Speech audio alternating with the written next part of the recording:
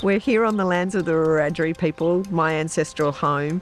I would like to acknowledge all Aboriginal and Torres Strait Islander nations and communities across this country, as well as other Aboriginal and Torres Strait Islander pharmacists, people who work in the pharmacy profession, and indeed all other Aboriginal and Torres Strait Islander people. Acknowledge elders past and present, and thank our ancestors for the opportunity to be part of the longest surviving culture in the world. Australia's first registered Aboriginal pharmacist, Faye McMillan is a respected academic at UNSW with over 20 years' experience in the higher education sector and more than 30 years in the health sector.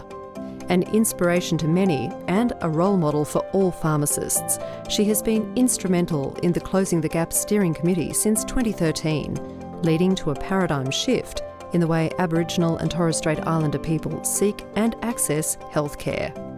So, currently working within the higher education sector in Aboriginal and Torres Strait Islander health. Also working as a Deputy National Rural Health Commissioner for Australia, representing allied health. Have family businesses with siblings. I'm part of a community here. I work as a community pharmacist, so I'm still practicing my craft.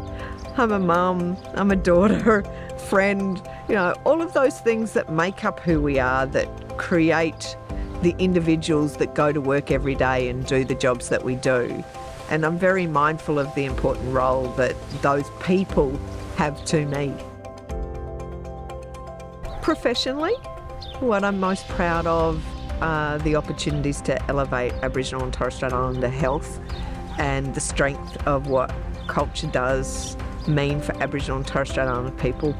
It's been the opportunity over the last little while to see the inclusion of not just Aboriginal and Torres Strait Islander people into the workplace, but into informing decisions about how we provide services with rather than to people in community. For pharmacy, it is that understanding that we need to challenge our perceptions of what Aboriginal and Torres Strait Islander people and communities have the potential to be. Pharmacy, when it looks at its own reflexivity, is the opportunity for change.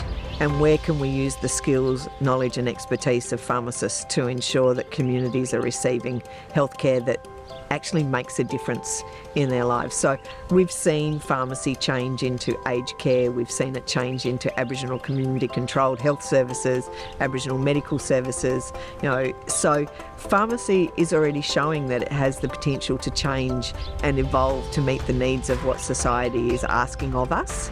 Mental health I see as being another area of real opportunity for pharmacy to support, particularly in regional and rural Australia where access to other services are also limited. What are the other skills that we can acquire that complement the current skills that we have, and how we use those to support the health and well-being of our communities, I think is an exciting part of where pharmacy is going. Whilst I might be the one who receives the recognition, I recognise every person that stands beside me and supports the work that I do, and so it is truly a collaboration of different people and individuals that contribute to that accolade. Congratulations, Faye McMillan, 2022 Pharmacist of the Year.